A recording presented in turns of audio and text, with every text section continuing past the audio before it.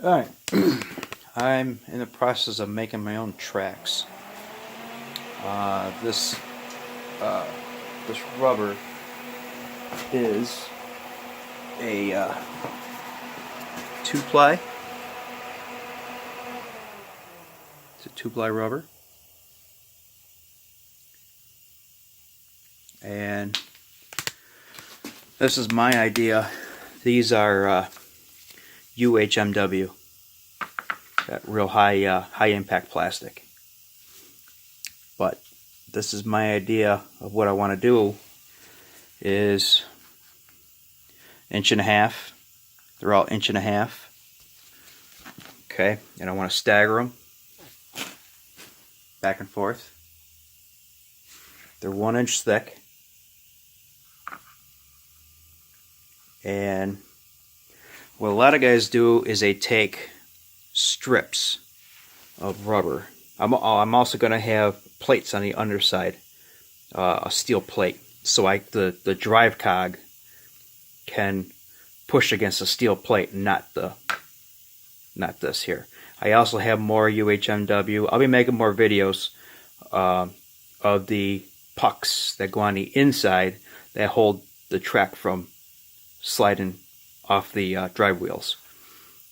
Now, what a lot of guys do is they take strips and they cut strips the length of what they need, and then they bolt it in. Well, I wanted to do something a little bit different. Yes, it is a little bit time consuming, but not too bad. This track is 17 feet long.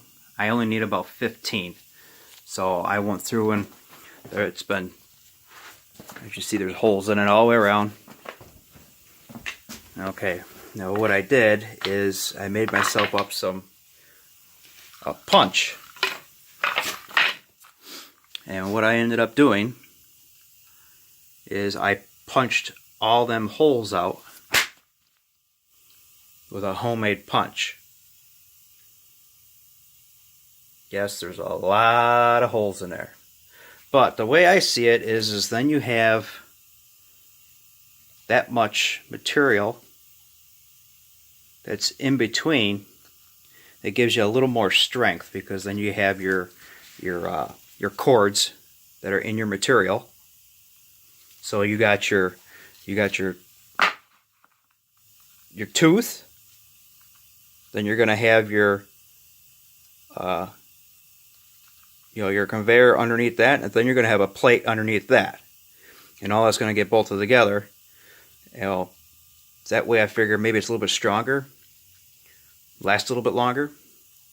And what I'll do is I'll show how I did that. Alright, now this here is just a piece of box tubing that I took, and what I did is I sharpened the inside of it. Now it's 2 inches wide, because my drive cog sprocket is going to be 2 inches wide at the base, and it's going to be 1.5 inches long at the base.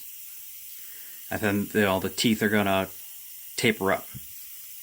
So what I did is I sharpened the inside of this piece of tubing, and then it's in my press, my homemade press that I had made here, and it takes about 1800 psi to actually cut all the way through. You'll actually hear it. You'll hear it pop once, and then you'll hear it pop twice when it actually cuts the bars going through it. So I'll run through a couple here. If the air compressor turns on, yes, it is a little loud. There's nothing I can really do about that. So I'll run through a couple of these so you can see how it works.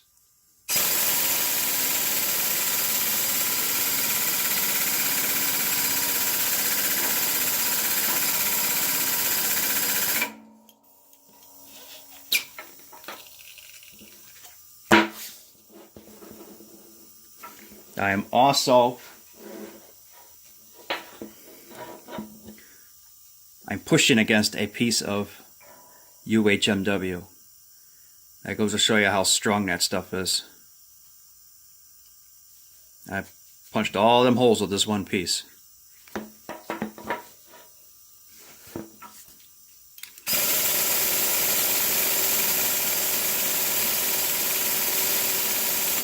Yeah, my press isn't the fastest thing in the world, but saved me a lot of money than having to buy one.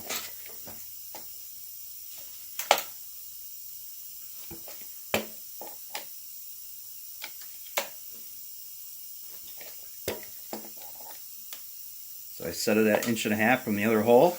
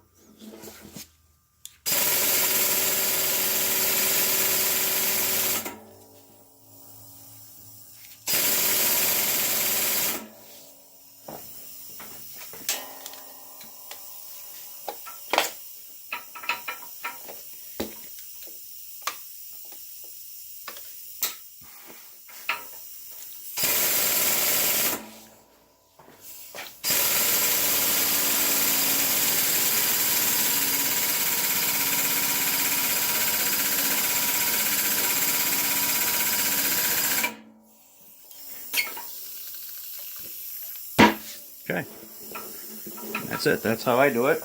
And all these rubber pieces pop right out.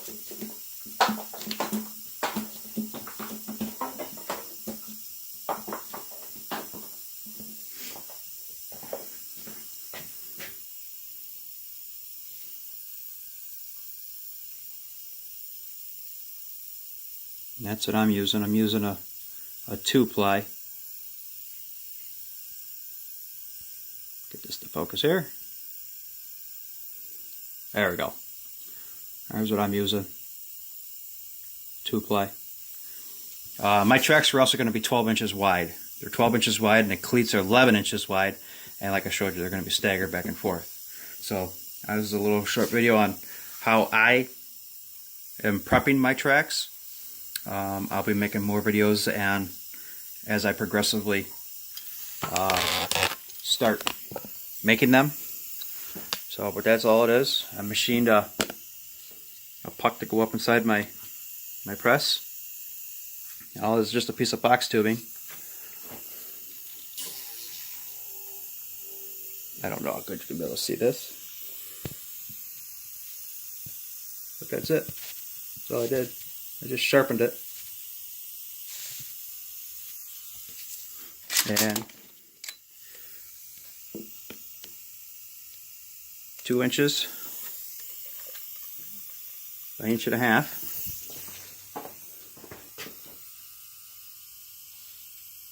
1.5 inches. 2 inches. So punches a perfect hole. That way there's no cut marks in the edge here to make a weak point. So that should give me a lot of strength in this track. So thanks for watching. Stay tuned. There'll be more videos.